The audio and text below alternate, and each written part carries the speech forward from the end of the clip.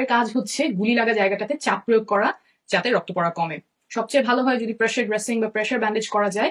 আন্দোলনের মাঝে সেটা হয়তো সম্ভব হবে না, সেক্ষেত্রে হাতের কাছে যে কোনো পরিষ্কার ব্যান্ডেজ বা পরিষ্কার কাপড় পেঁচিয়ে তার উপরে জায়গাটাতে হাত দিয়ে চাপ প্রয়োগ করবেন।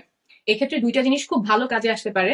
একটা হচ্ছে বাচ্চাদের যে ডাইপার এবং মেয়েদের স্যানিটারি প্যাড, কারণ এগুলো পরিষ্কার থাকে, রক্ত শুষে নিতে পারে এবং কিছুটা ভারী হওয়ার ফলে তুলনামূলক বেশি চাপ প্রয়োগ হবে।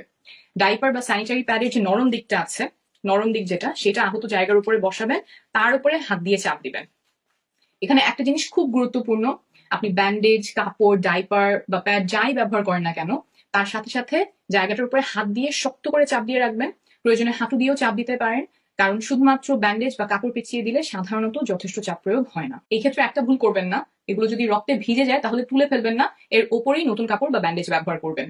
আর খেয়াল করবেন যে গুলি কি শরীর থেকে বের হয়ে গিয়েছে কিনা। যদি বের হয়ে গিয়ে থাকে তাহলে বের হওয়ার জায়গা থেকেও রক্তক্ষরণ হবে এবং একই নিয়মে সেখান থেকেও রক্তক্ষরণ বন্ধ করার চেষ্টা করবেন।